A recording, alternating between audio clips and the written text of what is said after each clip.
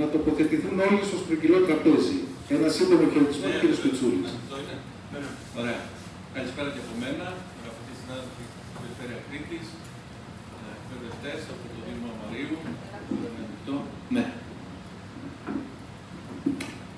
Αγαπητοί εκπρόσωποι από το ΕΜΕΠΑ, προγραμματές, συνδιοργανωτές, αφού μεταφέρω τους χαιρετισμούς του Περιφερειάρχη Κρήτης, κ. Αρναουτάκη, θέλω να συγχαρώ αυτούς που είχαν την ιδέα για αυτό το εγχείρημα, το πρόγραμμα παραγωγής κριτικής διατροφής στα σχολεία, για τον τρόπο που το έκαναν και για τα αποτελέσματα που περιμένουμε με ανυπομονησία, γιατί πραγματικά υπάρχει θέμα όσον αφορά τη διατροφή των παιδιών, των νεωτέρων και όχι μόνο των παιδιών, αλλά και των εφήβων τα τελευταία χρόνια. Όλοι είμαστε γνώστες τι σημαίνει κριτική διατροφή, τι ήταν η Κρήτη, τι σταυροδρόμοι ήταν πολιτισμού, γιατί και η διατροφή πολιτισμική διάσταση έχει.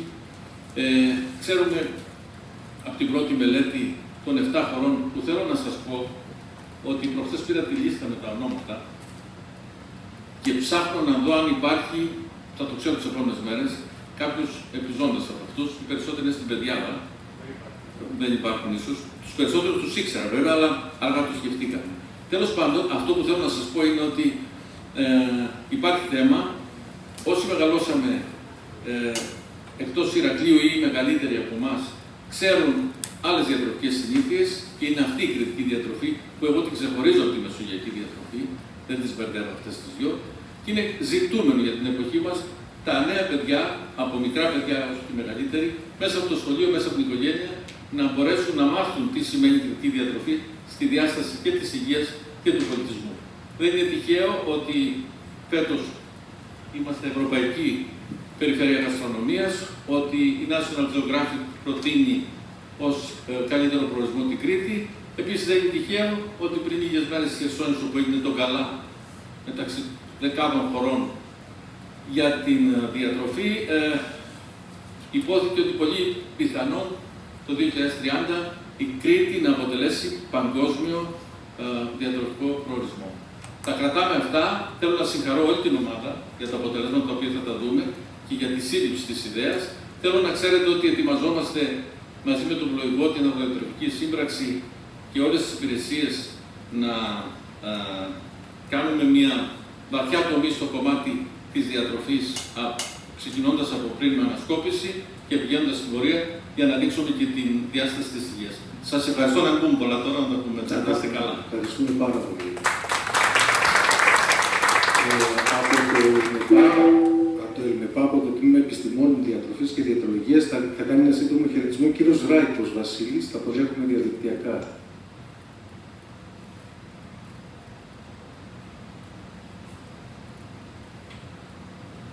Ωραία. Καλησπέρα σας, δεν ξέρω να ακούγεται. Ναι, σας ακούμε. Ωραία. Αγαπητοί προσκεκλημένοι, αγαπητοί συνάδελφοι, εκπαιδευτικοί και μαθητές, καλησπέρα και από μένα. Με ιδιαίτερη χαρά σας καλωσορίζω στη σημερινή ημερίδα, η οποία είναι αφιερωμένη, όπως προϋπόθηκε, στην παραγωγή της κριτικής διατροφής στο σχολικό περιβάλλον. Όλοι γνωρίζουμε ότι η κριτική διατροφή αποτελεί ένα πολύτιμο στοιχείο της πολιτιστικής μας κληρονομιάς και όχι μόνο αυτό, αποτελεί και ένα διεθνώς αναγνωρισμένο πρότυπο υγιεινής διατροφής με σημαντικά ωφέλη για την υγεία και ιδιαίτερα για την υγεία των παιδιών. Θεωρώ λοιπόν αυτή την πρωτοβουλία πάρα πολύ σημαντική και θεωρώ πάρα πολύ σημαντική γιατί η εκπαίδευση και η καλλιέργεια υγιεινών διατροφικών συνηθιών ξεκινάει από μικρή ηλικία. Και γι' αυτό η συγκεκριμένη πρωτοβουλία αποτελεί κατά τη γνώμη μια επένδυση για το μέλλον, για το μέλλον των παιδιών μας. Τα σχολεία μπορούν σε συνεργασία με την οικογένεια και με το σπίτι, αλλά μπορούν να διαδραματίσουν ένα καθοριστικό ρόλο στην ενίσχυση της γνώσης, της ευαισθητοποίησης και της σύνδεσης των μαθητών με τις τοπικές διατροφικές παραδόσεις. Ως τμήμα λοιπόν επιστημών διατροφής και διαιτολογίας, στηρίζουμε κάθε πρωτοβουλία που προάγει την επιστημονικά τεκμηριωμένη διατροφική αγωγή και συμβάλλει στη διαμόρφωση ιδεών και ενεργών πολιτών. Θέλω λοιπόν, χωρίς να σας χρησιμοποιήσω πολύ περισσότερο χρόνο, να σας ευχαριστήσω για την παρουσία σας σήμερα, για τη συμμετοχή σας και εύχομαι πραγματικά η σημερινή ημερίδα να αποτελέσει μια αφετηρία χώρου, διαλόγου και ουσιαστικών δράσεων προς όφελος της νέας γενιάς. Θέλω να σας συγχαρώ για την προσπάθειά σας, όπως εμπλέκεστε και περιμένουμε να δέχουμε πολύ μεγάλη ανυπομονησία και με πολύ μεγάλο εξωτερικό ενδιαφέρον τις προσπάθειες που κάνουμε. Καλή συνέχεια και καλή επιτυχία στις εργασίες της ημερίδας. Ευχαριστούμε πολύ. Να πω μια κουβέντα εδώ πέρα. Το πρώτο μέρος είναι 6 θεωρητικές εισηγήσεις και το λέω από τώρα, θα κρατήσω τον χρόνο πολύ αυστηρά στα 10 λεπτά, γιατί κυρίως μας ενδιαφέρει το δεύτερο μέρος, που είναι το πιο βιωματικό, που έχει και το στρογγυλό τραπέζι. Η πρώτη ώρα, που είναι οι θεωρητικές εισηγήσεις, οι δεκάλεπτες, το πρώτο της κομμάτι έχει να κάνει με τα αποτελέσματα του έργου. Θα θέλω να πω εδώ πέρα μία κουβέντα. Τι κάναμε στην πραγματικότητα. Σε συνεργασία με το ΕΛΜΕΠΑ και με το ΚΕΠΕΑ Ιερά Πέτρας Νεάπολης, φτιάξαμε ένα καινούργιο εκπαιδευτικό υλικό που απευθύνεται στις μαθήτριες και στους μαθητές της 4ης Δημοτικού. 4η Δημοτικού γιατί στην ευέλικτη ζώνη, στο εργαστήριο δεξιοτήτων, η διατροφή είναι σαν θεματική ενότητα στην 4η Δημοτικού. Παρέχθηκε κάποιο εκπαιδευτικό υλικό με τη μορφή κόμη, είναι η διατροφή, είναι μια παρέα παιδιών που δίνει διατροφικές συμβουλές, από αυτό το λογότυπο που βλέπετε. Μοιράστηκαν ερωτηματολόγια στα παιδιά, στους μαθητές και μαθήτρες που συμμετείχαν στο πρόγραμμα πριν και μετά τη δράση, την εκπαιδευτική δράση, για να δούμε το αποτύπωμα, και ερωτηματολόγιο στους εκπαιδευτικούς, οι οποίοι επίσης συμμετείχαν. Κύριε Ζαφυρόπουλε, αν θέλετε, ελάτε. Ο κύριος Ζαφυρόπουλος είναι επιστημονικά υπεύθυνος του έργου, είναι καθηγητής στο τμήμα επιστημών διατροφής και διαιτολογίας και θα μας παρουσιάσει έτσι πολύ γρήγορα, κύριε Ζαφυρόπουλε, τα ερευνητικά αποτελέσματα αυτού του έργου. Ευχαριστώ πολύ. Ευχαριστώ πολύ. Θα ήθελα, στην εισαγωγή που κάνατε, κύριε Φλουρί, θα ήθελα μόνο να πω ότι γιατί η ολιστική προσέγγιση είναι το παν, δηλαδή γονείς, ηλικία κτλ. Και συγχαίρω την περιφέρεια που πριν, να θυμάμαι, πριν 3-4 χρόνια είχε προσπαθήσει να φέρει τα ηλικία τότε στο Μέγαρο εκεί και είχε ξεκινήσει μια προσπάθεια προστάτων για διάφορους λόγους, δεν προχώρησε αυτό. Ήταν και ο κορονοϊός τότε κτλ. Μην μετράτε το σας παρακαλώ, γιατί θέλω να κάνω αυτή την εισαγωγή, είναι σπουδαία. Λοιπόν, ναι, και τότε λοιπόν έγινε αντιληπτό από όλους ότι μιλάμε για μια ολιστική προσέγγιση και δυστυχώς τώρα αυτό είναι το πρώτο βήμα, δεν μπορούσαμε να περιμένουμε αυτή την ολιστική προσέγγιση. Το πρώτο βήμα λοιπόν είναι η δημιουργία του υλικού και η αξιολόγηση. Άρα φανταστείτε ότι αυτό είναι ένα πρώτο βήμα σε μια πιο μόνιμη κατάσταση που ευχόμαστε όλοι να έχουμε κάποια στιγμή. Ωραία. Έχουμε λοιπόν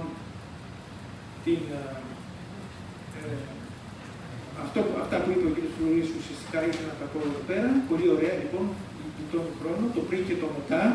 Μας ενδιαφέρει να δούμε δηλαδή στην αξιολόγηση το πριν και το μετά και να τα συγκρίνουμε. Τα ερωτηματολόγια είναι στο δείχνω εδώ ένα ενδεικτικό φύλλο του Δήμου, γιατί θα δούμε τώρα τα στατιστικά και καλό είναι να πω ένα-δυο λόγια, ποιες είναι τις ερωτήσεις. Η μία και οι δύο λοιπόν είναι ποια φρούτα και λαχανικά τους αρέσουν και εκείνο που κοιτάμε εδώ είναι αυτά που αρέσουν αν αυξάνονται στο μετά. Άρα στη μία και δύο κοιτάμε αύξηση και αν είναι στατιστικά σημαντική η αύξηση αυτή. Στα 3 και 4 κοιτάμε πόσα γεύματα από τα δεκατιανά και τα λοιπά είναι πριν και μετά, άρα εκεί κοιτάμε αύξηση. Στο 5, στο 6 και στο 7 κοιτάμε να δούμε αν αλλάζει κατηγορία, δηλαδή φεύγουν τα ποτέ του πριν, τα λιγότερο και πάμε σε αυτά τα νούμερα. Και το άλλο θα το δούμε. Και ανάλογα έχουμε και ερωτηματολόγιο, θα δείξουμε απλώς κάποια αποτελέσματα. Τώρα πώς συμμετείχανε, ξεκινήσαμε με την προοπτική να έχουμε μόνο Τετάρτη, γιατί ξέραμε το προτέρων και το πρόγραμμα που είχαμε εφαρμόσει 11 χρόνια πριν, ήταν σχεδιασμένο για Τετάρτη και όντως τότε είχαμε πάει στατιστικά στοιχεία και βλέπαμε ότι η Τετάρτη είναι αυτή που αφομοιώνει περισσότερο το συγκεκριμένο επίπεδο υλικού. Όμως στην πορεία, πολλά σχολεία, οι πολλοί συμμετέχοντες πήραν και το εφάρμοσαν και στην Τρίτη, κάποιοι το εφάρμοσαν στην Έκτη και πολύ λίγοι, όπως βλέπετε στη Δευτέρα και στην Πέμπτη. Οπότε αυτά τα αποτελέσματα εμείς τα βάζουμε όλα μαζί και δείχνουμε το αποτέλεσμα Όμως, στη σύγκριση τάξεων μετά δεν βάζουμε την Β και την Ε. Ο πρώτος λοιπόν πίνακας μας δίνει, για όσους έχουμε ξανασχοληθεί λίγο με στατιστικά, να πούμε ότι αυτό είναι μια παράμετρος, είναι δύο διαφορετικές μέθοδοι που συμπίπτουν τα αποτελέσματα. Είναι μια παράμετρο λοιπόν το P, όσο πιο μικρός είναι αυτή η παράμετρος, τόσο πιο μικρή βγαίνει, τόσο πιο αδιαφεσβήτητα είναι τα αποτελέσματα. Εδώ βλέπουμε λοιπόν, βλέπετε 10 εις τιμίων 20, 23. Φανταστείτε, εμείς θέλουμε να έχουμε 0,01 και αυτό είναι κάποια δισεκατομμύρια των δισεκατομμύριων φορές μικρότερο. Άρα λοιπόν βλέπουμε παντού αύξηση, αυτό που λέγαμε προηγουμένως, μόνο σε μία ερώτηση. Έφαγες φρούτο σε ένα από τα παρακάτω γεύματα χθες, τα 6 λοιπόν, περιμέναμε να έχουν αυξηθεί, εδώ δεν αυξήθηκαν. Αυξήθηκαν μένα, αλλά δεν είναι στατιστικά σημαντική αύξηση όπως θα δούμε. Και αυτό ίσως έχει και κάποια εξήγηση. Εδώ είναι μια άλλη στατιστική, η οποία τι κάνει, ουσιαστικά κοιτάζουμε την ειλικρίνεια κάποιων απαντήσεων. Αυτό γίνεται στην στατιστική συχνά. Εδώ λοιπόν τι έχουμε, την ερώτηση 3 και την 5 που σχετίζονται μεταξύ τους. Η 3 λέει δειγματοληπτικά, χθες έφαγες σε ένα από τα παρακάτω γεύματα χθες, και μετά το 5 έρχεται και λέει πόσο συχνά καταναλώνεις το φρούτο ή το λαχανικό. Το φρούτο. Και στα 4 και 6 είναι για τα λαχανικά. Άρα λοιπόν, όταν υπάρχει συσχέτιση μεταξύ αυτών των δύο ερωτήσεων, απαντήσεων σε αυτές τις ερωτήσεις, τότε ξέρουμε ότι υπάρχει και μια ειλικρίνεια και βλέπετε ότι εδώ όντως έχουμε πάλι πολύ καλή συσχέτιση και εδώ είναι το πώς σχετίζονται, αυξάνεται το ένα, αυξάνεται και το άλλο και το συντελεστής συσχέτιση. Εδώ βλέπουμε τώρα μία από τις ερωτήσεις. Έχουμε την αύξηση. Εδώ είναι η τρίτη ερώτηση που δεν έχουμε μια αύξηση στο σύνολο, όμως δεν είναι στατιστικά σημαντική. Εδώ είναι αυτά οι ερωτήσεις που θέλουμε να μειώνονται τα ποτέ και τα λοιπά και από ένα σημείο και μετά να αυξάνονται, πράγμα που βλέπουμε ότι συμβαίνει. Είναι η συχνότητα κατανάλωσης φρούτων, συχνότητα κατανάλωσης λαχανικών. Βλέπετε μείωση και από ένα σημείο και μετά αύξηση. Αυτό βέβαια είναι και συμφωνεί με αυτά που έδειξα προηγουμένως με το πίνακα. Στο σχολείο επίσης το ίδιο, βλέπετε μείωση του ποτέ, μείωση και μετά αύξηση. Όταν πάμε στη σύγκριση τάξεων βλέπουμε ότι έχουμε, συγκρίνουμε καταρχάς την Τετάρτη με την Έκτη, βλέπουμε λοιπόν ότι εδώ υπάρχει στατιστικά σημαντική διαφορά στην αύξηση μεταξύ των δύο, δηλαδή εδώ η αύξηση είναι α και εδώ είναι β, αλλά το α είναι στατιστικά σημαντικό μεγαλύτερο από το β. Εδώ είναι η περίπτωση επίσης που δεν υπάρχει στατιστικά σημαντική διαφορά στα λαχανικά, αλλά υπάρχει μόνο στα φρούτα, μεταξύ Τετάρτης και Έκτης. Εδώ είναι το πόσα γεύματα έχουμε, αριθμός γεμάτων φρούτων, λαχανικό, πάλι εδώ βλέπετε διαφορά. Δεν θέλω να επιμείνω γιατί δεν έχουμε χρόνο. Άρα λοιπόν εδώ αυτό που βγάζουμε και από τη στατιστική που είδαμε προηγουμένως, linear mixed model και Wilcoxon, είναι δύο μεθόδους που βγάζουν σε αυτά τα δεδομένα. Βλέπουμε λοιπόν ότι η Έκτη δεν ανταποκρίνει τόσο πολύ, ίσως διότι τα παιδιά εκεί έχουν διαμορφώσει ήδη κάποιο μοτίβο διατροφής και δεν υπάρχει τόσο μεγάλη ανταπόκριση. Αντίθετα, μεταξύ Τρίτης και Τετάρτης υπάρχει μια μικρή διαφορά, είναι όμως το ίδιο επίπεδο, η Τετάρτη είναι λίγο καλύτερη από την Τρίτη. Αυτά θα βγουν όλα στα παραδοτέα, θα δοθούν με μεγαλύτερη ανάλυση. Φυσικά εδώ δεν έχουμε χρόνο να τα αναλύσουμε. Τώρα, όσον αφορά τους εκπαιδευτικούς, υπάρχουν αυτές οι ερωτήσεις που ουσιαστικά το συμφωνώ πολύ και τα λοιπά είναι το καλό για μας. Υπάρχει ένα μόνο πρόβλημα στις απαντήσεις που εμφανίζεται λίγο και εδώ. Βλέπουμε ότι υπάρχει και λίγο σε ποια ερώτηση αν ο χρόνος που είχαν διαθέσιμοι διαθέσιμο η εκπαιδευτική αρκεί για το υλικό που έχουμε προετοιμάσει. Και εκεί λέγανε ότι 2 ώρες που, τα 7-2 ώρα δηλαδή, και αυτό γιατί κάνω μια παρένθεση, 7-2 ώρα γιατί ο οδηγός του Υπουργείου Παιδείας μιλάει για 7-2 ώρα αναθεματικό αντικείμενο.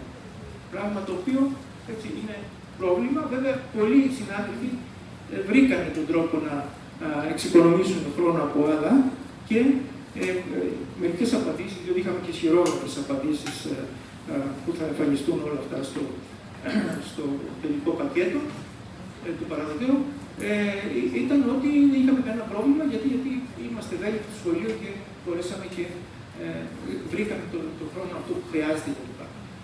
Εμείς, για μας φυσικά θα ήταν δύσκολο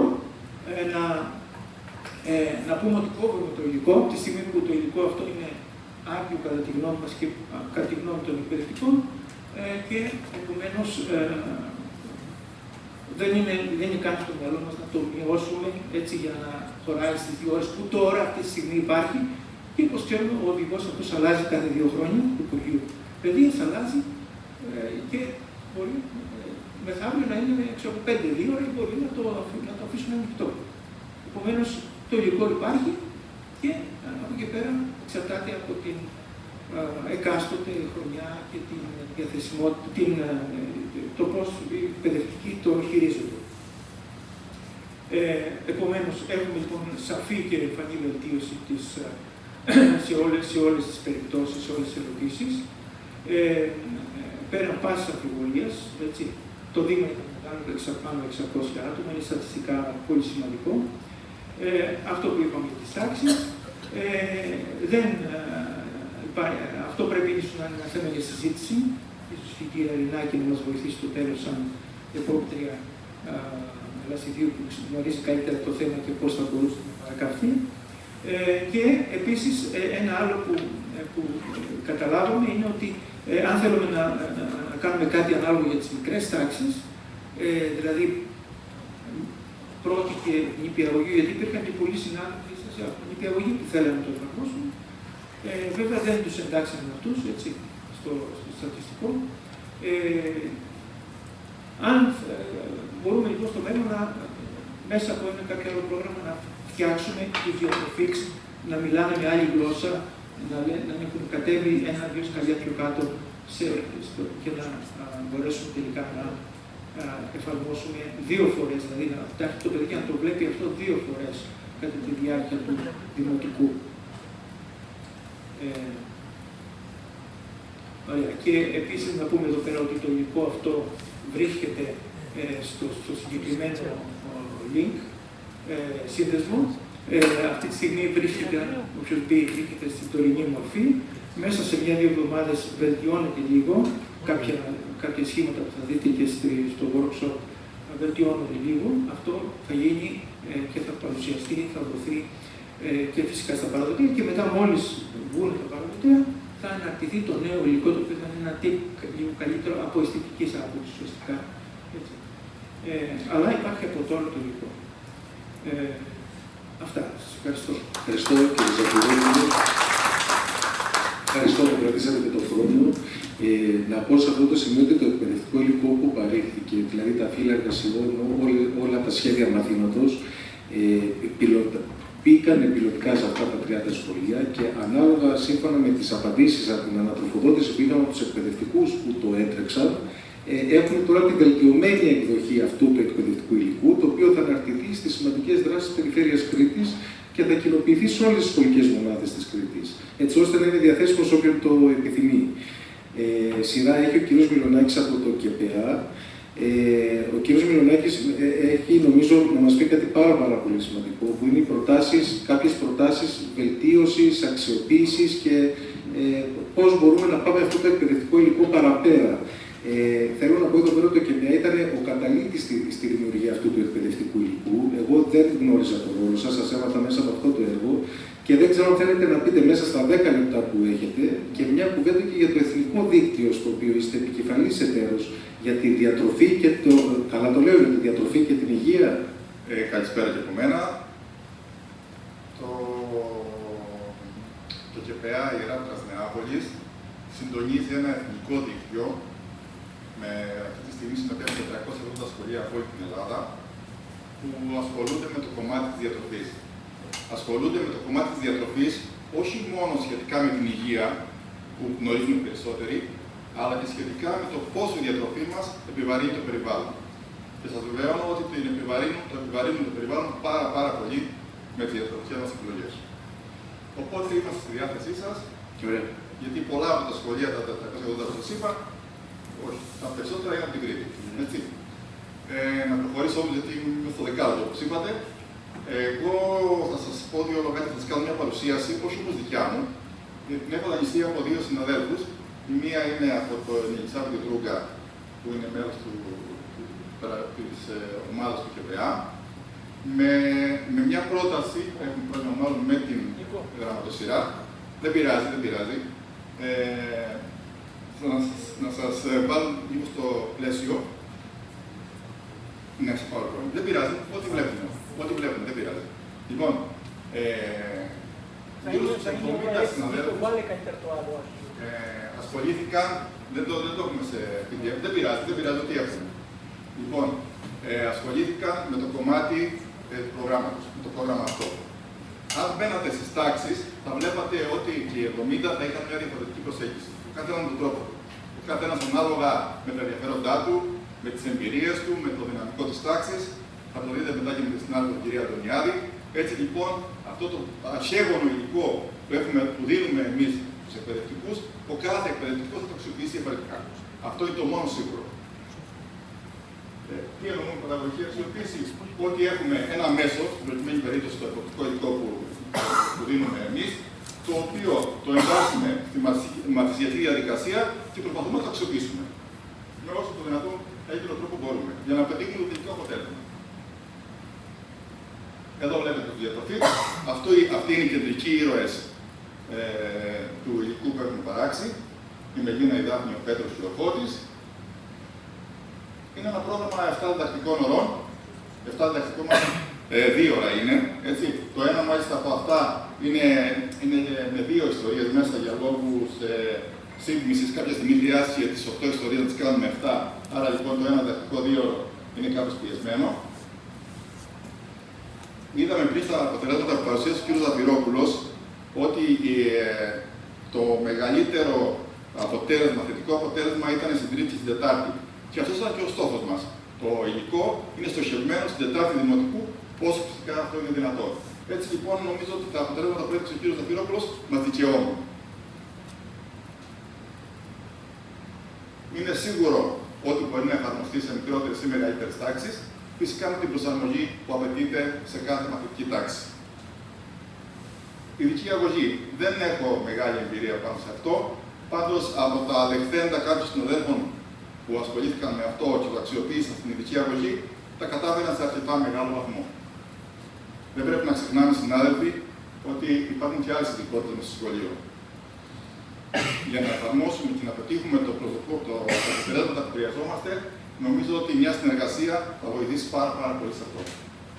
Φυσικά, το σχολείο δεν είναι αφηκωμένο από την οικογένεια, άρα λοιπόν, στο βαθμό που μπορούμε, χρειάζεται μια συνεργασία με την οικογένεια και το σπίτι και όσο μπορούμε να αξιοποιήσουμε το υλικό για ομαδικές δραστηριότητες. Εδώ βλέπουμε μια από τις εικόνες που έχουμε μέσα στο υλικό που, αν θέλετε, μπορείτε να το δείτε στη συνέχεια στο link που σας είπε ο κ. Ζαφυρόπουλος. Η ομάδα λοιπόν των 4 ηρώων βοηθάει αναπερίπτωση και αναιστορία κάποιον άλλον μέσα από τη διατροφή να λύσει κάποιο πρόβλημα που έχει. Πώς μπορούμε, εμείς τώρα θα δώσουμε κάποιες ιδέες, πώς μπορούμε ως εκπαιδευτικοί, χρησιμοποιώντας αυτό το υλικό, μέσα από ένα άλλο δρόμο, όχι μέσα από τις οδηγίες που υπάρχουν στο συγκεκριμένο οδηγό, αλλά και από διαφορετικό δρόμο να το αξιοποιήσουμε. Όπως είπα και νωρίτερα, η γονεϊκή εμπλοκή είναι επιθυμητή. Σε όσο μεγαλύτερο βαθμό μπορούμε και από ό,τι θα δείτε και στη συνέχεια, δεν είναι και τόσο δύσκολο. Μπορούμε να τους αξιοποιήσουμε τους γονείς και να τους εμπλέξουμε στη διαδικασία. Υπάρχουν διάφοροι τρόποι ώστε να αξιοποιήσουμε το υλικό. Μπορούμε να διοργανώσουμε παράδειγμα debate στην τάξη. Και να βάλουμε τους μαθητές σε μια αντιπαράθεση ή σε μια κουβέντα.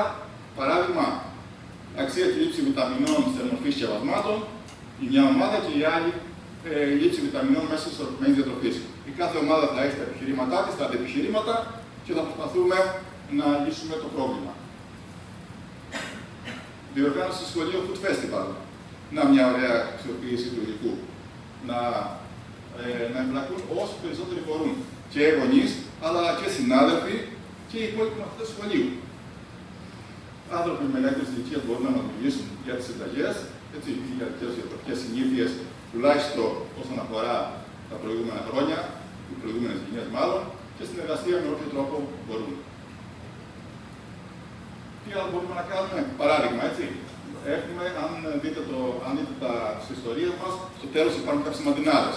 Μπορούμε, παράδειγμα, να κρύψουμε ένα μέρος της μαντινάδας και να καλέσουμε τα παιδιά να συμπληρώσουν τη γραμμή που λείπει. Θα δείτε ότι σίγουρα θα υπάρχουν πολλές και διαφορετικές εκδοχές.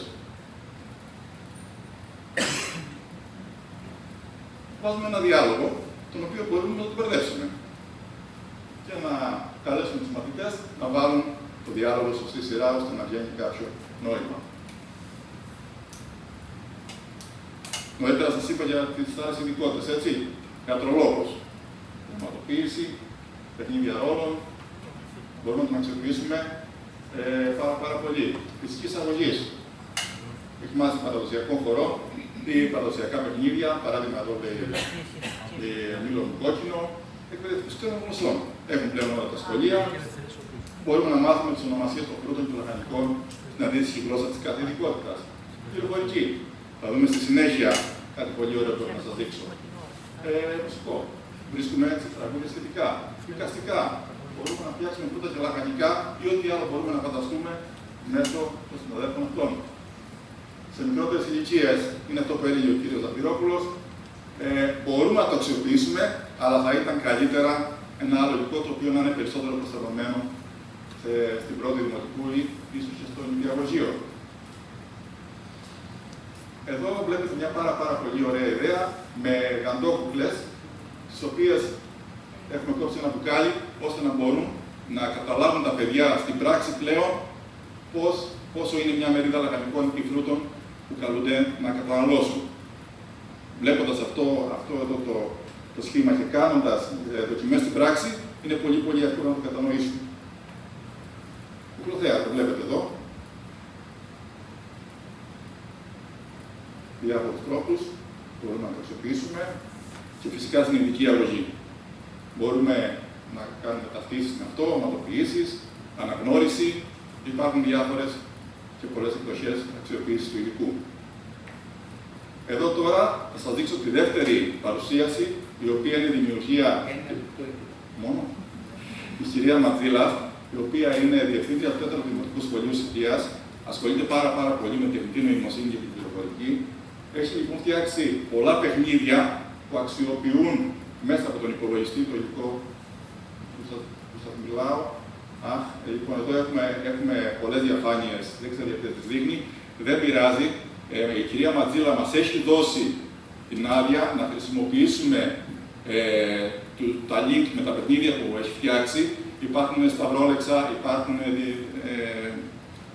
τα puzzle να τα φτιάξουμε, υπάρχει κρεμάλα, υπάρχει quiz. Υπάρχουν τέλος πάντων πάρα πολλά παιχνίδια. Είναι σε αυτό εδώ το link. Κύριε Ζαφυρόπουλο, θα το βάλουμε και αυτό μέσα που έχουμε την άδεια της κυρίας Ματζίλα. Ναι, αλλά την άδεια της κυρίας Ματζίλα την έχω ήδη ανεβάσει στο site. Ωραία. Και αυτό ολόκληρο θα σταλεί με το υπόλοιπο εκπαιδευτικό. Ακριβώς. Ναι. Οπότε από εκεί σας συνιστώ, συνάδελφοι, να το δείτε. Να δείτε, έχει 7 ή 8 διαφορετικά παιχνίδια ή δραστηριότητες, οι οποίες είναι πάρα πολύ καλές. Και αξιοποιούν και πολύ και τις νέες τεχνολογίες. Αυτό, ναι. Ωραία. Και ευχαριστούμε πάρα πολύ, κύριε Μιλάκη. Να είστε καλά. Να είστε καλά και εσείς.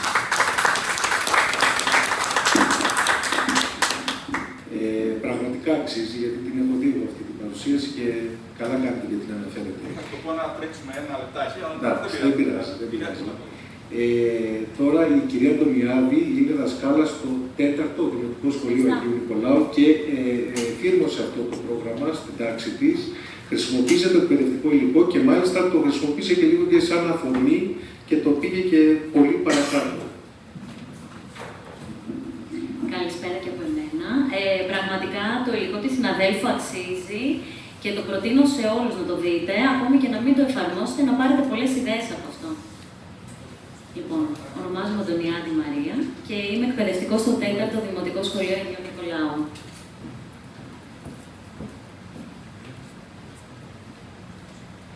Συγγνώμη, θα με βοηθήσετε γιατί δεν το έχω ξαναχρησιμοποιήσει. Εντάξει. Ωραία. Ευχαριστώ πάρα πολύ. Θα ήθελα να ξεκινήσω με θεωρίες, μάλλον να μην ξεκινήσω με θεωρίες, συγγνώμη, αλλά με μία μικρή εικόνα. Φανταστείτε μία τάξη 21 παιδιών Τετάρτης Δημοτικού, 9 και 10 ετών. Πάνω στο θρανείο τους δεν έχουν βιβλία, δεν έχουν τετράδια και έχουν κάτι διαφορετικό. Μία ντομάτα, ένα αγκούρι, λίγες ελιές και ένα μήλο. Και συζητάνε όχι για το αν τους αρέσει ή δεν τους αρέσει, αλλά για το χρώμα του, για το σχήμα του και από πού το πήραμε. Αυτό δεν είναι ένα όνειρο, είναι η τάξη μου. Και αυτή τη δύναμη μας την έδωσε το πρόγραμμα διατροφής. Η σημερινή μου εισήγηση έχει έναν και μόνο σκοπό. Να σας μεταφέρω όχι το τι μάθαμε από το πρόγραμμα, αλλά πώς το ζήσαμε. Γιατί εγώ πιστεύω ακράδαντα ότι κάθε παιδί μπορεί να ξεχάσει μία θεωρία, όμως δεν ξεχνάει ποτέ μια μυρωδιά και κάτι που έφτιαξε με τα χέρια του και το μοιράστηκε με τους φίλους του. Όταν πήρα στα χέρια μου το υλικό, μπορώ να πω ότι ενθουσιάστηκα, αλλά προβληματίστηκα και αρκετά. Γιατί ήταν ένα υλικό πλούσιο, δομημένο, επιστημονικά τεκμηριωμένο. Όμως προβληματίστηκα γιατί γνώριζα ότι παιδιά ηλικίας 9 και 10 ετών δεν μπορούν να μείνουν για πολλή ώρα σε ένα θρανείο και γι' αυτό θα έπρεπε κάτι να γίνει. Έτσι αποφάσισα να κάνω το υλικό δικό μας. Να το πάρω σαν βάση, αλλά να το προσαρμόσω. Τι κρατήσαμε? Τις ιστορίες, τις οποίες τις διαβάσαμε στην τάξη, όμως δεν τις αφήσαμε εκεί, πήγαμε ένα βήμα παραπέρα. Τις συζητήσαμε, σκεφτήκαμε τι μπορεί να έφαγαν για μεσημεριανό, τι λάδι χρησιμοποίησαν, σε ποια ποσότητα, τα φρούτα, τα λαχανικά. Τα φύλλα εργασίας τα κρατήσαμε και αυτά εννοείται, αλλά τα προσαρμόσαμε. Δεν τα συμπληρώσαμε ατομικά στο θρανείο. Τα συζητήσαμε πρώτα και αφού τα συμπληρώσαμε όλοι μαζί, δεν τα βάλαμε στην άκρη, φτιάξαμε κάτι μοναδικό.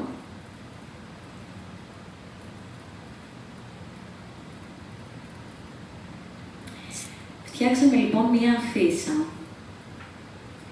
Να πω ότι η αφίσα δεν ήταν δική μου ιδέα, ήταν ιδέα των παιδιών. Τα παιδιά πάντα τα ακούμε και πάντα μας δίνουν υπέροχες ιδέες. Την πρότεινα λοιπόν τα παιδιά και μου είπαν γιατί να μην φτιάξουμε κι εμείς μια αφίσα με όλα αυτά που μάθαμε και να τη δείξουμε και στις υπόλοιπες τάξεις. Και έτσι και έγινε. Τα παιδιά μου χωρίστηκαν σε 4 ομάδες. Η πρώτη ομάδα έψαξε να βρει για την κριτική διατροφή, για τη μεσογειακή πυραμίδα. Η δεύτερη ομάδα ζωγράφισε τοπικά υλικά, όπως είναι η ντομάτα, η ελιά, το κρίταμο, υλικά από την Κρήτη μας.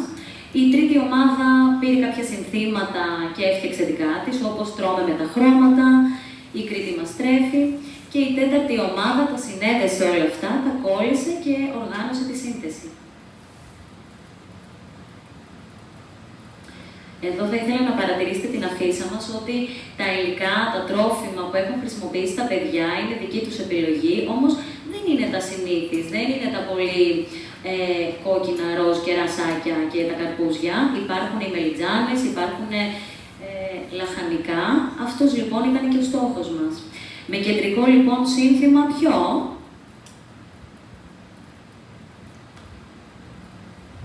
Στόχος μας καθημερινά, 5 μερίδες φρούτα και λαχανικά. Το αποτέλεσμα, την αφίσα την τοποθετήσαμε στον διάδρομο του σχολείου μας και τα παιδιά δεν μπορείτε να φανταστείτε τι έκαναν. Κάθε φορά που πέρναγαν από μπροστά, την έδειχναν, εξηγούσαν όλα αυτά που συνέβησαν, σταματούσαν, το συζητούσαν, την εξηγούσαν και στα υπόλοιπα παιδιά του σχολείου μας, να τους συζητούν για το πόσα φρούτα και λαχανικά πρέπει να τρώμε την ημέρα, ότι το λάδι είναι καλό. Άρα λοιπόν οι μαθητές είχαν γίνει εκπαιδευτές. Η αφίσα λοιπόν λειτουργήσε σαν μια δημόσια δέσμευση. Τα παιδιά δεν είχαν μάθει απλά τη θεωρία, την είχαν ζωγραφίσει, την είχαν συζητήσει και όταν κάποιος τη διδάσκει, τότε πραγματικά μαθαίνει. Όμως η αφίσα, όσο ωραία κι αν είναι, παραμένει ένα χαρτί. Έπρεπε η κριτική διατροφή να μπει και στο στόμα των παιδιών. Έτσι οργανώσαμε ένα υγιεινό πικνίκ στον προαύλιο χώρο του σχολείου μας, που ήταν και η κορύφωση του προγράμματος, αυτό που ονομάζουμε βιωματική μάθηση. Η προετοιμασία, να πω ότι ήταν η μισή επιτυχία του προγράμματος στο τελικό της κομμάτι, διότι κάθε μαθητής θα έπρεπε να αποφασίσει και να φέρει μόνος του ένα φρούτο και λαχανικό της αρεσκίας του. Εγώ δεν έφερα τίποτα. Το μυστικό λοιπόν ήταν ότι κάθε παιδί έφερε το αγαπημένο του φρούτο και λαχανικό. Εστιάσαμε στα τοπικά προϊόντα. Πολλοί μάλιστα μου έφεραν προϊόντα δικής τους παραγωγής. Συζητήσαμε για την εποχικότητα.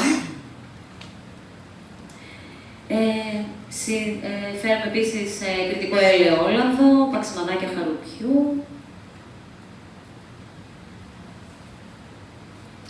Στην όλη διαδικασία δεν υπήρχε καμία βιασύνη. Κόψαμε, δοκιμάσαμε και μοιραστήκαμε. Και εδώ συνέβη κάτι απροσδόκητο. Τα παιδιά που δεν τους άρεσαν οι ελιές ζήτησαν να φάνε ελιές, κάποια άλλα παιδιά ζήτησαν να φάνε ντομάτα γιατί την είχε φέρει ο διπλανός τους, και έτσι η κοινωνική διάσταση της διατροφής νίκησε τις ατομικές αντιστάσεις. Η χαρά του πικνίκ νίκησε γενικά τις αντιστάσεις τους. Και αυτό είναι κάτι μαγικό. Εδώ έχουμε κάποιες φωτογραφίες από το βιωματικό μας. Γενικά προσπαθήσαμε να μην έχουμε καμία συσκευασία, κανένα πλαστικό, να υπάρχει μόνο γεύση και μόνο τοπικά προϊόντα.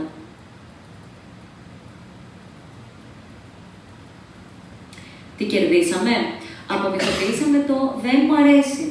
Μέσα από τη χαρά του πικνίκ, τα παιδιά δοκίμασαν στην πίεση. Δώσαμε αξία στο τοπικό προϊόν, κυρίως όμως δώσαμε στα παιδιά την ευκαιρία να βιώσουν τη μεσογειακή διατροφή. Σαν μια γιορτή και όχι σαν αγκαρία.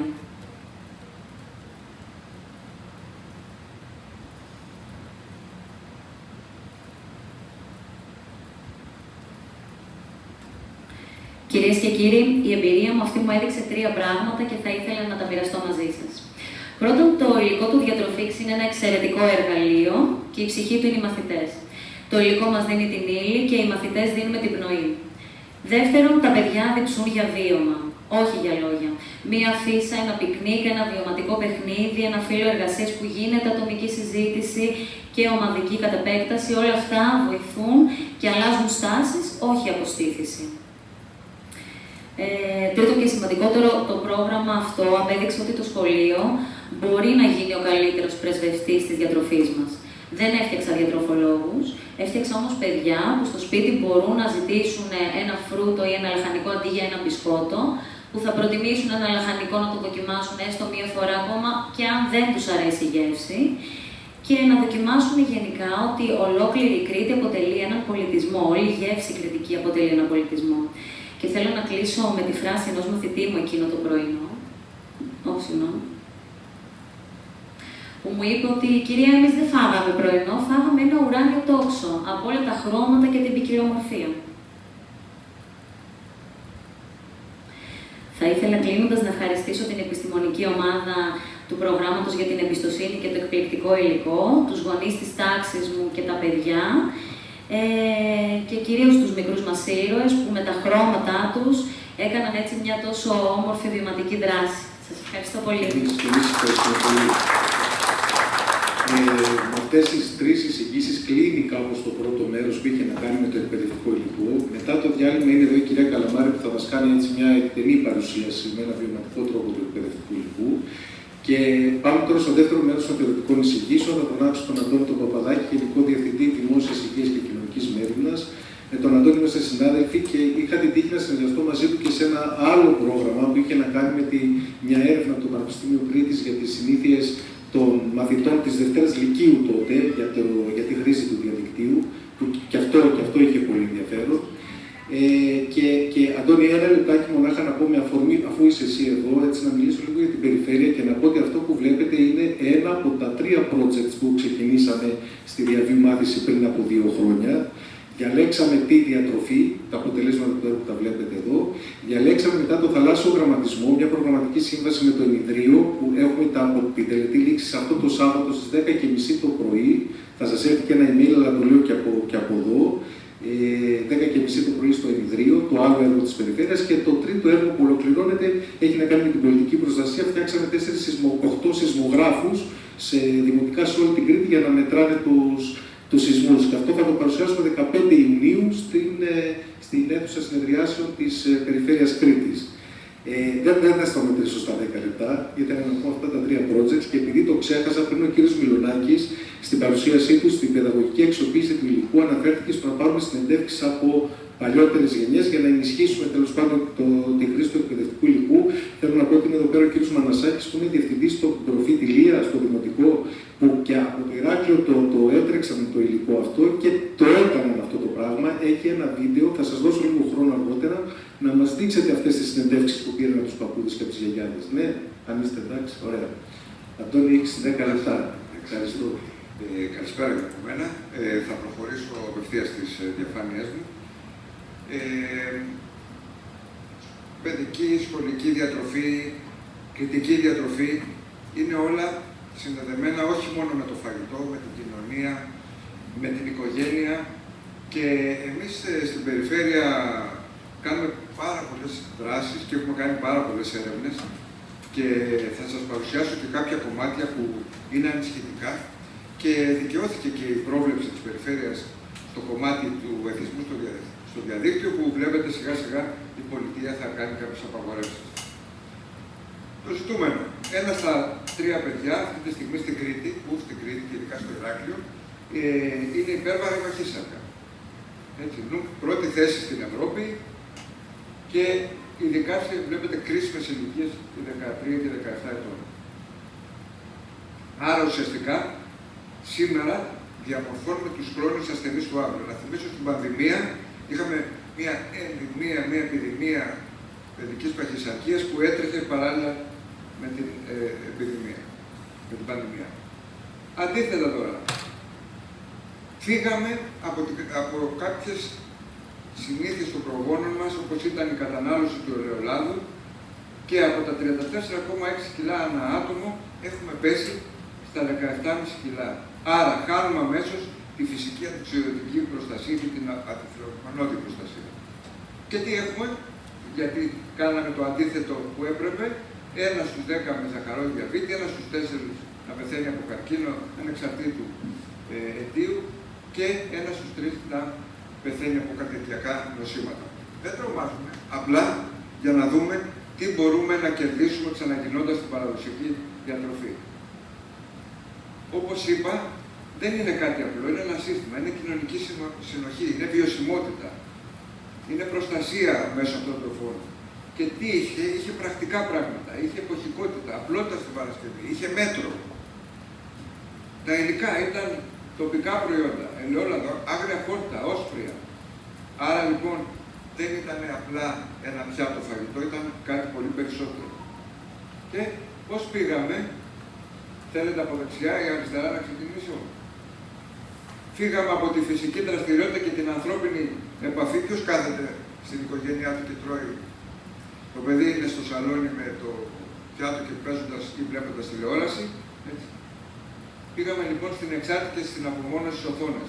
Φύγαμε από την εντοπιότητα των προϊόντων, το αγνό ελαιόλαδο, τις εποχικές πρώτες τροφές και πήγαμε στα υπερεπεξεργασμένα τρόφιμα.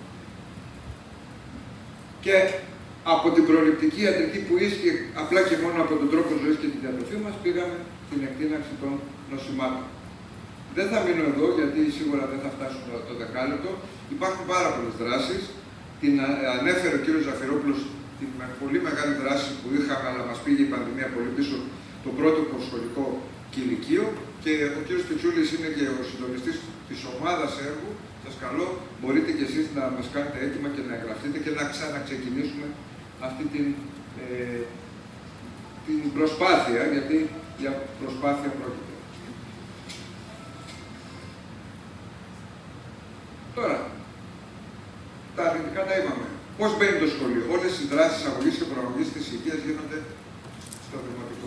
δεν θα πάμε στα παιδιά του γυμνασίου του Λυκείου, είναι πάρα πολύ αργά. Γίνεται λοιπόν με έγκαιρη παρέμβαση, διαμόρφωση συμπεριφερών που παγιώνονται πριν πάνε στην ενήλικη ζωή.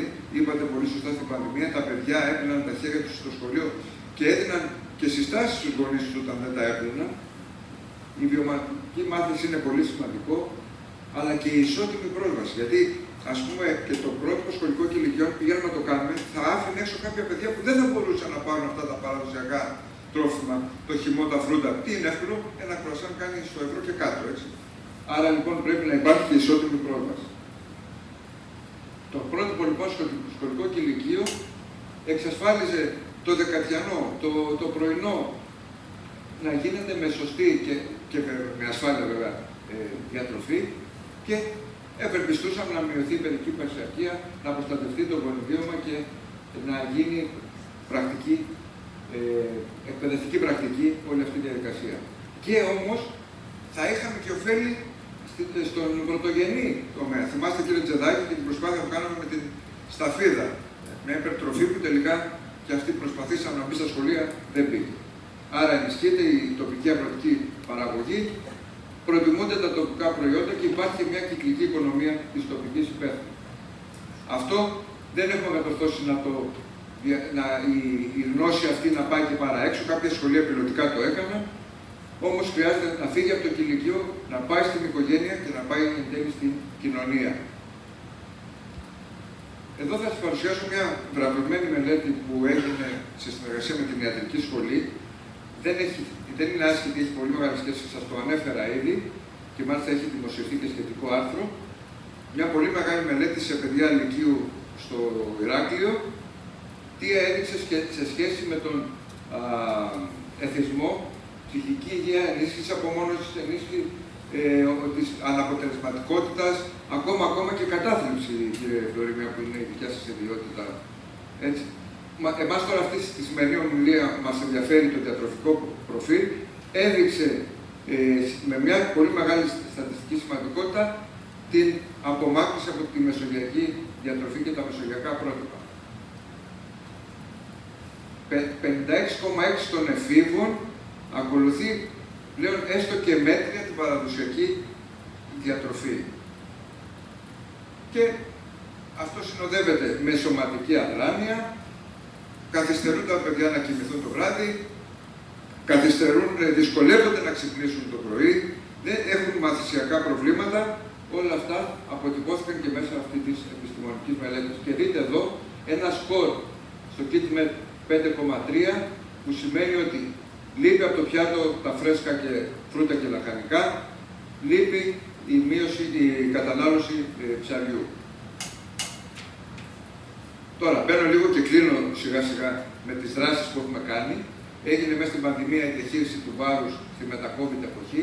Πολύ ωραία υλικά φτιάχτηκαν και τότε. Κάναμε και την Παγκόσμια ημέρα υγείας, την αφιερώσαμε στη διατροφή. Και τώρα ξεκινάμε πάλι να ενισχύσουμε χρηματικά τη νέα μελέτη ΡΕΑ μητέρας παιδιού, που είχε βρει πολύ σημαντικά ευρήματα, όπως στον ομφάλιο λόρο παιδιών που γινόνται στην Κρήτη, DDT, μια χημική ουσία που έχει απαγορευτεί χρόνια τώρα, και θα ελέγξουμε την ΚΙ, την βρεφική ηλικία, την παιδική ηλικία και την εφηβική ηλικία, συνδυάζοντας διατροφικούς παράγοντες, περιβαλλοντικούς παράγοντες, κοινωνικούς τρόπους ζωής. Μια άλλη μελέτη που γίνεται με την Ακαδημία Αθηνών και την καθηγήτρια την κυρία Τρικοπούλου έχει να κάνει με την κριτική γαστρονομία από την παράδοση στην επιστημονική τεκμήρωση. Και έτσι εντάχει να σας πω τι γίνεται. Θα συλλεχτούν παραδοσιακά αγνές πρώτες ύλες στα χωριά, πώς έφτιαχναν τα φαγητά. Αυτά θα αναλυθούν στα εργαστήρια της Ακαδημίας Αθηνών για να αποδείξουν και στην πράξη ότι αυτές οι πρώτες ύλες έχουν επίδραση στην υγεία. Και βέβαια ανέφερε ο αναπληρωτής Περιφερειάρχης ότι φέτος είναι μια πολύ σημαντική χρονιά ως γαστρονομική περιφέρεια και μπορούμε πάρα πολύ εύκολα να τρέξουμε και πάρα πολλές δράσεις. Εδώ τέλειωσα. Με το χρονικό χρόνο μας δεν είναι απλώς να αξιοποιήσουμε τον πλούτο της εθνικής διατροφής, είναι να τον ανακαλύψουμε ξανά. Να ανακαλύψουμε ξανά τους εαυτούς μας. Σας ευχαριστώ πολύ. Και εμείς ευχαριστούμε πολύ. κυρία Αρινάκη, όχι, δεν σας λέμε σχολικούς συμβούλους, σύμβουλος εκπαίδευσης στο Λασίδι και πρώην προϊσταμένη της διεύθυνσης, όχι, ήσασταν στη διεύθυνση σπουδών πρωτοβάθμιας εκπαίδευσης του Υπουργείου Παιδείας. Αυτό είμαι. Καλησπέρα και από μένα. Είναι πολύ μεγάλη χαρά που βρίσκομαι σήμερα εδώ. Χρωστώντας ένα τεράστιο ευχαριστώ στον κύριο Ζαφυρόπουλο, στον ΛΠΑ, στο ΠΕ, που μου έδωσε την ευκαιρία πραγματικά να ασχοληθώ μαζί τους σε ένα τόσο ιδιαίτερο θέμα. Κριτική μεσογειακή διατροφή, λοιπόν, ως πυλώνας των εργαστηρίων δεξιοτήτων. Αυτό ποια είναι,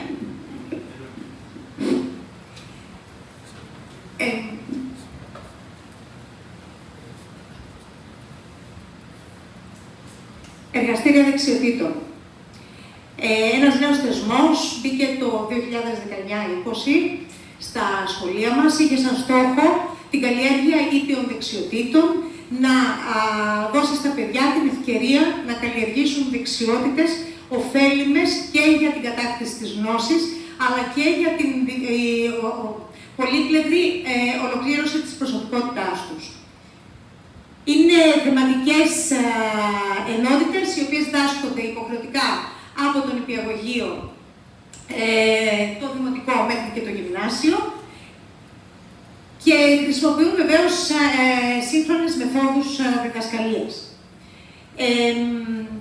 Πάρα πολλές θεματικές. Εμάς μας ενδιαφέρει στο θέμα μας το «Ζω καλύτερα ευζήν», το οποίο καλείται μέσω της μαθησιακής διαδικασίας, μέσα από τις καθημερινές πρακτικές και από την καλλιέργεια νέων δεξιοτήτων να εφοδιάσει τους μαθητές με γνώσεις, δεξιότητες, αξίες και οράματα που θα τα βοηθήσουν στην παραπέρα πορεία τους.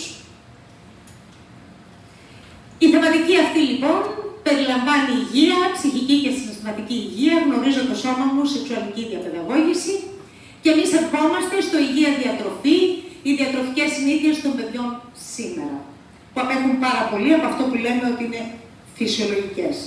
Σήμερα τα παιδιά δυστυχώς λείπει το οικογενειακό τραπέζι, είναι πάρα πολλές ώρες μόνα τους και βεβαίως υπάρχουν τόσοι πειρασμοί γύρω-τριγύρω και από τα μαγαζιά της γειτονιάς, αλλά και από τα μαγαζιά που προσφέρουν γρήγορο φαγητό, το λεγόμενο fast food.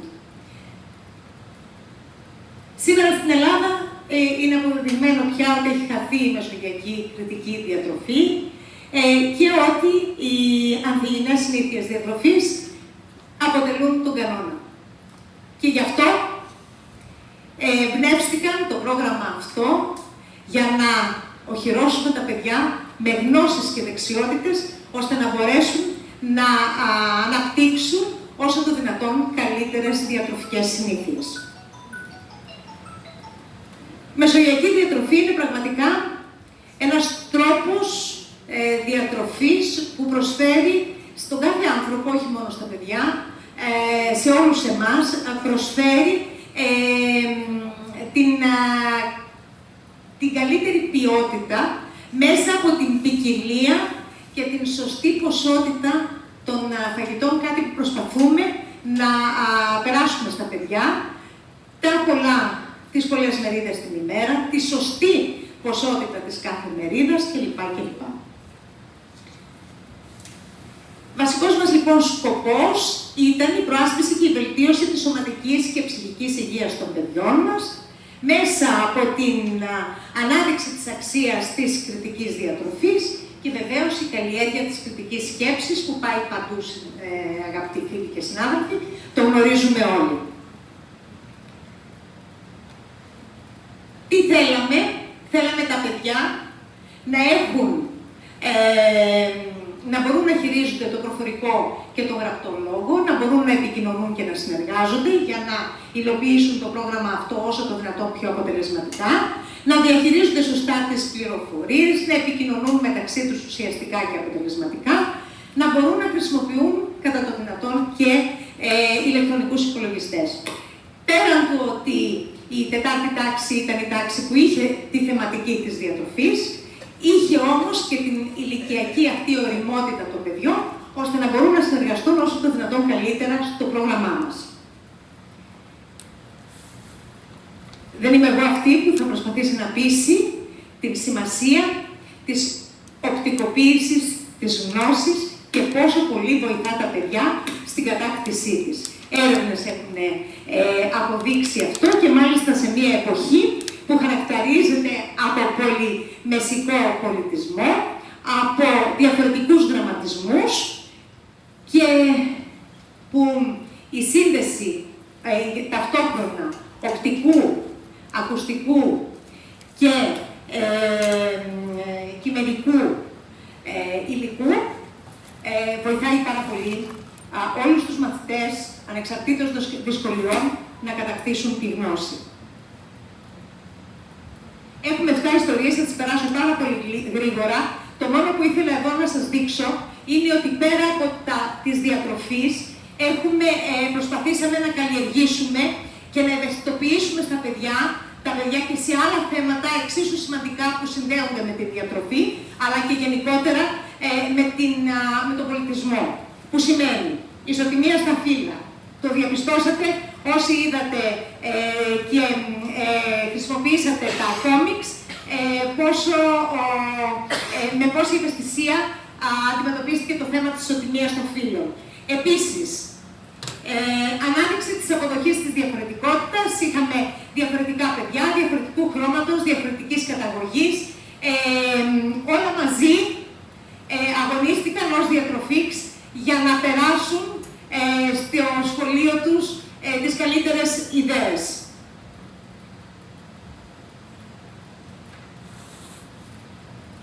Επιμέρους στόχοι που επιτεύχθηκαν. Όλοι αυτοί οι στόχοι που πραγματικά τους βάλαμε και απεδείχθη ότι και από τις παρουσιάσεις και από τους συναδέλφους που το υλοποίησαν και από τα ερωτηματολόγια απεδείχθη ότι κατακτήθηκαν, πέτυχαν αποτελεσματικά οι στόχοι αυτοί στο να αξιολογούν πληροφορίες, να επικοινωνούν και να συνεργάζονται, να αναγνωρίζουν τους κινδύνους πλέον, να μάθουν να τρέφονται σωστά και υγιεινά, να γνωρίζουν τις ομάδες των τροφών και πώς πρέπει να τις χρησιμοποιούν, να συνδυάζουν τη διατροφή με την προστασία του περιβάλλοντος. Μέσα στις ιστορίες υπάρχουν και τα βιολογικά προϊόντα. Προσπαθήσαμε και νομίζω ότι καταφέραμε να καλλιεργήσουμε, οι συνάδελφοι που το υλοποίησαν μπορούν να μας το επιβεβαιώσουν, την κριτική σκέψη, την επικοινωνία, τη συνεργασία, κοινωνικές δεξιότητες,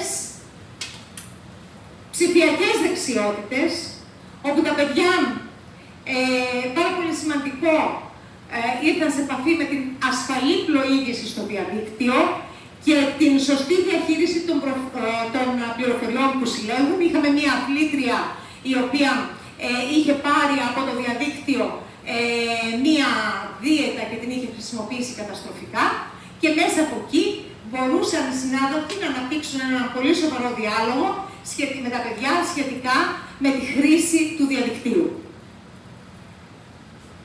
Κοινωνική ενσυναίσθηση, πρώτα απ' όλα, η αλληλεγγύη, το να βλέπεις μαθητές, δεν ξέρω, πραγματικά θα ήθελα πάρα πολύ να μας πούν στη συνέχεια οι συνάδελφοι, εάν τα παιδιά ένιωσαν την ανάγκη να γίνουν και εκείνοι πρεσβευτές, να γίνουν και εκείνοι λίγο διατροφίξ στο σχολείο τους. Καλλιέργεια δεξιοτήτων επιχειρηματικότητας, ανάλογα με τους συναδέλφους και πώς χρησιμοποίησαν το υλικό, θα μπορούσαν κάλλιστα να έχουν και σούπερ μάρκετ, όπως πολύ συχνά εμείς κάνουμε στο σχολείο ως παιγνιώδη δραστηριότητα, αλλά και να καλλιεργήσουν την αποτελεσματικότητα, την ομαδικότητα, την οργάνωση, τον προγραμματισμό. Το εποπτικό υλικό που χρησιμοποιήθηκε, τα φύλλα εργασίας, περιείχαν μέσα κρυπτόλεξο, αντιστοίχηση, μεσοστοιχεία, ενίγματα, πάζλ, ζωγραφική. Όλα αυτά είναι χαρακτηριστικά των εργαστηρίων δεξιοτήτων. Μείναμε πάρα πολύ πιστοί ακριβώς στο τι ζητούν τα εργαστήρια δεξιοτήτων και βεβαίως διδακτικές μεθόδους που χρησιμοποιήθηκαν, όλες αυτές τις μεθόδους που υπάρχουν στα νέα αναλυτικά προγράμματα, αλλά που εμείς έχουμε πλέον τα έχουμε κάνει πράξη στην τάξη μας και πάρα πολλοί συνάδελφοι έχουν ξεπεράσει ακόμα και το Υπουργείο με διδακτικές μεθόδους οι οποίες πραγματικά τιμούν όχι μόνο τους συναδέλφους, αλλά γενικότερα την εκπαίδευση. Μέσα εδώ να πω ότι η διαφοροποιημένη διδασκαλία, πείτε μου αν ξεφεύγω. Έχετε 30 δευτερόλεπτα. Διαφοροποιημένη διδασκαλία, να ξεκαθαρίσουμε ένα πράγμα, ότι αυτή δεν μπορεί να σας να δοθεί στα σχολεία από κάποιον που προτείνει ένα πρόγραμμα. Είναι κάτι το οποίο ο ίδιος ο συνάδελφος, μόνος του συνάδελφος, θα το εφαρμόσει ανάλογα με τις ανάγκες των μαθητών και μαθητριών του. Ανάλογα με το τι δυσκολίες ή ποιο είναι το επίπεδο το νοητικό τους. Όλες αυτές οι δραστηριότητες χρησιμοποιήθηκαν από τους συναδέλφους, όχι μόνο αυτά που προτείναμε εμείς, αλλά πολύ περισσότερα όπως διαπιστώσαμε. Διαθεματική προσέγγιση, εδώ είναι η απάντηση, κύριε Ζαφυρόπουλε, ότι μπορούν να χρησιμοποιηθούν όλα αυτά τα μαθήματα, ώστε να μπορέσουμε να αφιερώσουμε περισσότερο χρόνο στο πρόγραμμα και μάλιστα πιο εξειδικευμένα, ανάλογα με το τι ζητάνε ή τι ανάγκες έχουν τα παιδιά. Η Μοντεσόρη είπε ότι αν το παιδί δεν μπορεί να μάθει με τον τρόπο που το διδάσκουμε, οφείλουμε να το διδάξουμε με τον τρόπο που μπορεί να μάθει. Εμείς με βάση αυτό διαμορφώσαμε το πρόγραμμα και νομίζω ότι έφτασε σε εσάς ένα πρόγραμμα που απευθύνεται σε όλα τα παιδιά, ανεξάρτητα από τις μαθησιακές δυσκολίες τους. Δόθηκαν η δυνατότητα στους συναδέλφους να μπορέσουν να το εφαρμόσουν ανάλογα με τις ανάγκες των παιδιών τους, έτσι ώστε να μπορέσουμε να δημιουργήσουμε όσο το δυνατόν πιο υγιείς προσωπικότητες. Με ένα τεράστιο ευχαριστώ, γιατί είχα την ευκαιρία να βρίσκομαι εδώ μαζί σας. Να είστε καλά και καλή συνέχεια.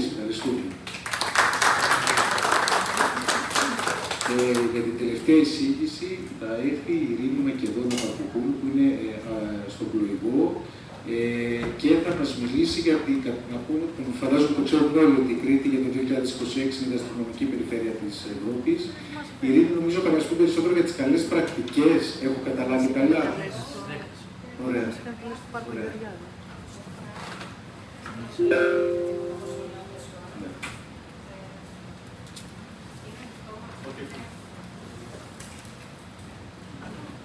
Τώρα ακούγομαι, καλύτερα. Ωραία. Εκεί είναι εντάξει.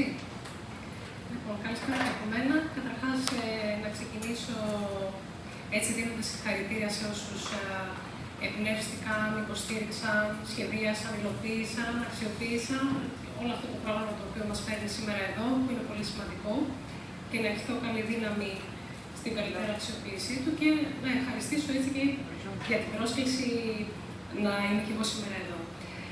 Ήδη αναφέρθηκε έτσι, ότι η Κρήτη έχει ήδη ανακηρυχθεί η Ευρωπαϊκή Περιφέρεια Γαστρονομίας για το 2026. Διανύουμε δηλαδή αυτό που λέμε το έτος τίτλο από ένα έργο το οποίο έχει ξεκινήσει τα προηγούμενα 2,5 χρόνια. Θα προσπαθήσω να δώσω έτσι κάποιες διευκρινήσεις, να το πω, και κάποιες χρήσιμες πληροφορίες για αυτό το έργο, αλλά και για τις καλές πρακτικές στην εκπαίδευση, όπως ανέφερε και ο Κώστας. Επομένως, θεωρώ ότι χρήσιμο είναι να διευκρινίσουμε ότι συζητάμε για έναν τίτλο, ο οποίος διαπιστεύεται από ένα διεθνές Ινστιτούτο, το Διεθνές Ινστιτούτο Γαστρονομίας, Πολιτισμού, Τεχνών και Τουρισμού, έναν εξάρτητο οργανισμό, ο οποίος ωστόσο, όσον αφορά στο ευρωπαϊκό κομμάτι, σχετίζεται και συνεργάζεται με όλους τους ευρωπαϊκούς φορείς, όπως είναι η Ευρωπαϊκή Ένωση, αλλά και με διεθνείς, όπως είναι ο Παγκόσμιος Οργανισμός Τουρισμού, η UNESCO, τα Ηνωμένα Έθνη και ούτω καθεξής, και απονέμει δύο τίτλους. Το τίτλο της Ευρωπαϊκής Περιφέρειας Γαστρονομίας και το τίτλο της Παγκόσμιας. Όποια περιφέρεια ανήκει γεωγραφικά μέσα στην Ευρώπη, οφείλει να ξεκινήσει από τον ευρωπαϊκό τίτλο για να μπορέσει, εφόσον το θελήσει και εφόσον μπορεί, δηλαδή εφόσον αξιολογηθεί ότι μπορεί, να προχωρήσει στο παγκόσμιο. Είναι ένα πολύ μεγάλο δίκτυο, έτσι είναι πάρα πολλές περιφέρειες ανά τον κόσμο και αυτός ο χάρτης έχει εμπλουτιστεί πολύ περισσότερο, που είναι έτσι μέσα από αυτή την πρωτοβουλία, μέσα από αυτή την πλατφόρμα. Δύο-τρία ακόμα πράγματα βασικά που νομίζω ότι χρειάζεται να διευκρινίσω για να είναι κατανοητό και σε ποια διαδικασία μπήκε η Περιφέρεια Κρήτης και οι φορείς που συμμετέχουν σε αυτό το έργο και το τι σημαίνει. Γιατί συζητάμε για ένα τίτλο, έχει αυτό την εορταστική, ας το πούμε, διάσταση μιας ανακήρυξης, αλλά στην πραγματικότητα πρόκειται για ένα έργο. Έτσι δηλαδή, το Διεθνές αυτό Ινστιτούτο δίνει 3 παραμέτρους. Αφενός, αναγνωρίζει τη διατροφή ως ένα πολιτισμικό στοιχείο.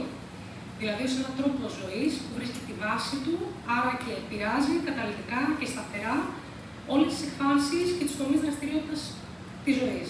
Από την εκπαίδευση, από την παραγωγή, από την επιχειρηματικότητα, από την υγεία, από τον πολιτισμό εν γέννη, σαν πρακτική και ούτω καθεξής. Άρα, μια περιφέρεια που συμμετέχει σε αυτό, καταρχάς, συμφωνεί ότι αναγνωρίζει τη διατροφή με βάση και τις παγκόσμιες και ευρωπαϊκές διακήρυξεις ως πολιτισμικό στοιχείο. Το δεύτερο είναι ότι πρόκειται για ένα έργο, όπως είπα προηγουμένως, δηλαδή δεν καταθέτει να πάει υποψηφιότητας μια περιφέρεια για να ανακηρυχθεί ευρωπαϊκή ή παγκόσμια για να γιορτάσει το έτος της. Όχι ότι δεν γιορτάζει, έτσι, αλλά πρέπει να πάει μια σειρά από δεσμεύσεις σε σχέση με το διατροφικό της πολιτισμό για τη χάραξη πολιτικών πάνω σε αυτό. Και αυτό είναι κάτι πολύ σημαντικό να διευκρινίζουμε, γιατί έτσι πολλοί μας ρωτάνε τι δράσεις θα δούμε το 2026, τι εορταστικές κτλ. Δεν είναι ότι δεν γίνονται, αλλά γίνονταν στο νησί έτσι κι αλλιώς πάρα πολύ σημαντικές, όπως και εκπαιδευτικά προγράμματα κτλ.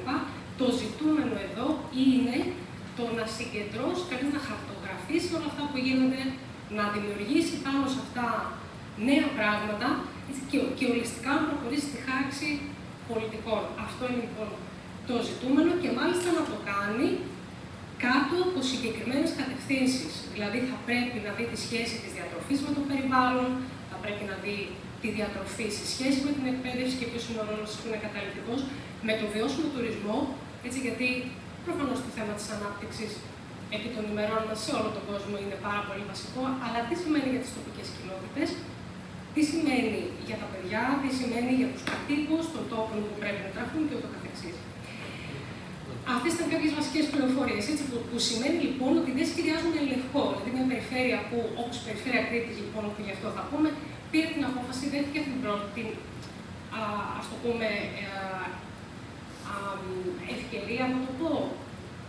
Είναι ευκαιρία, αλλά επειδή είπα ότι δεν είναι απλά ανακήρυξη, έτσι είναι και μια μεγάλη δέσμευση. Λοιπόν, πήρε αυτή την απόφαση να συμμετέχει σε αυτό το θεσμό με πρωτοβουλία της Εκπαιδευτικής Αναπτυξιακής Πληρωγός και τη συμμετοχή 49 φορέων, οι οποίοι έχουν συνυπογράψει ότι συμφωνούν σε αυτά και τα υποστηρίζουν ο καθένας με τον δικό του τρόπο.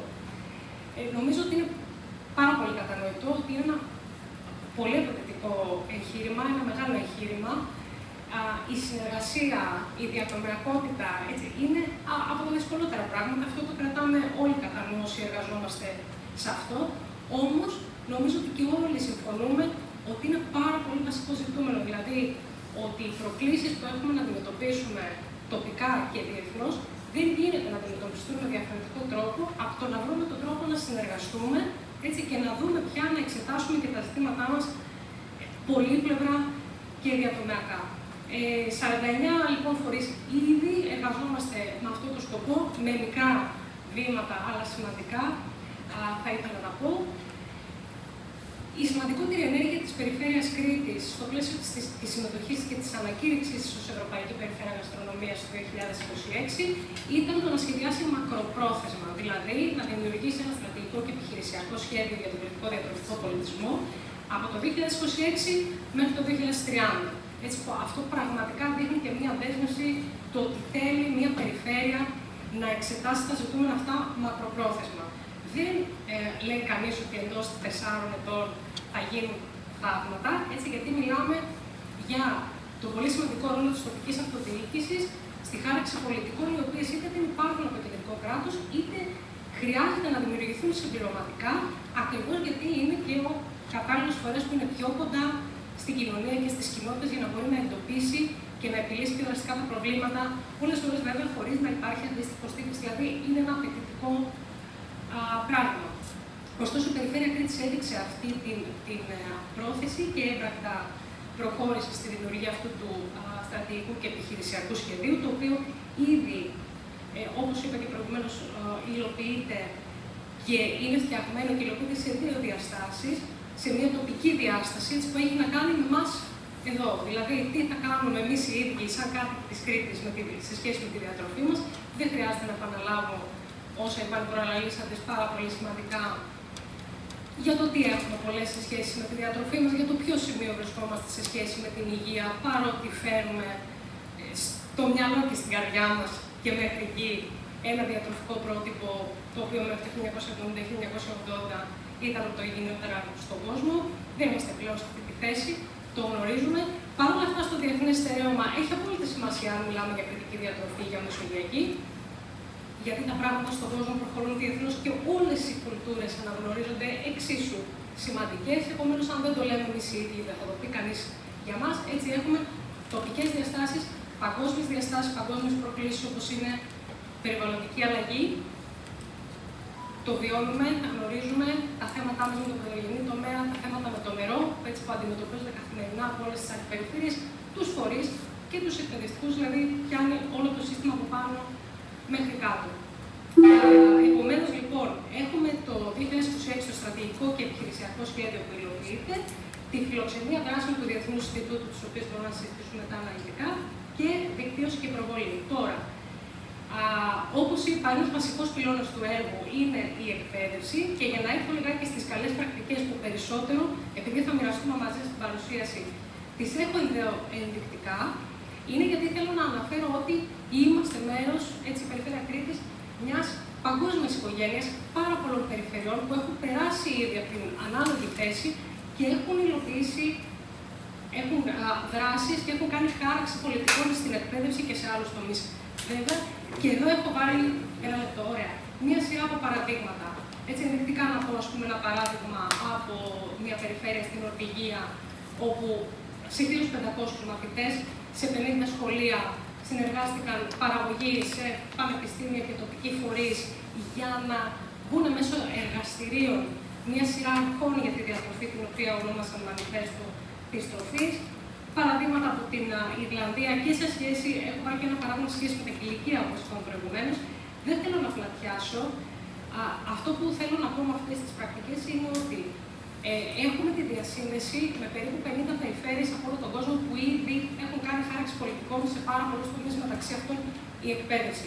Έχουμε δηλαδή παραδείγματα του πώς έλυσαν τα θέματα ή πώς προσέγγισαν τη λύση τους. Είμαστε εδώ λοιπόν για οποιονδήποτε, γιατί με την Περιφέρεια Κρήτης ήδη τα επεξεργαζόμαστε, αλλά για οποιονδήποτε τα χρειάζεται, έτσι, είμαστε εδώ και να δώσουμε αναλυτικότερες πληροφορίες σε σχέση με τις λύσεις που έχουν δοκιμαστεί σε άλλες περιφέρειες, αλλά και να φέρουμε σε επαφή και να κάνουμε δικτύωση για όποιον το χρειάζεται. Προφανώς, παραλέω, είναι χρήσιμο για την ίδια την περιφέρεια, πρώτα απ' όλα έτσι, γιατί στο έτος τίτλου είναι απαραίτητο να υλοποιηθούν με σειρά από δράσεις, ακόμα και σε πιλωτικό βαθμό, που να οδηγούν όμως στη χάραξη πολιτικών. Επομένως, σας ευχαριστώ πολύ για την προσοχή σας και νομίζω ότι πήραμε μια εικόνα τώρα από το τι έχει γίνει σε αυτό το έργο. Ναι, κύριε Σεφρό. Ναι. Είναι κάποιος που θέλει να φύγει, έλεγα να κάνουμε ένα μικρό διάλειμμα 10 λεπτά και μετά να έχουμε μια πιο αναλυτική παρουσίαση του εκπαιδευτικού υλικού και να ακολουθήσει μια συζήτηση. Κυρία Καδιανάκη, θα είστε εδώ μετά το διάλειμμα, ναι? Γιατί ο κύριος Ζαφυρόπουλος νομίζω ότι... Όχι, νομίζω να τα πούμε στο στρογγυλό τραπέζι, Δεν είμαι στο στρογγυλό τραπέζι. Εντάξει, θα είμαστε όλοι μαζί. Λοιπόν, ένα διάλειμμα 10-15 λεπτά και τα παρατέταρτος είμαστε όλοι εδώ. Ευχαριστώ.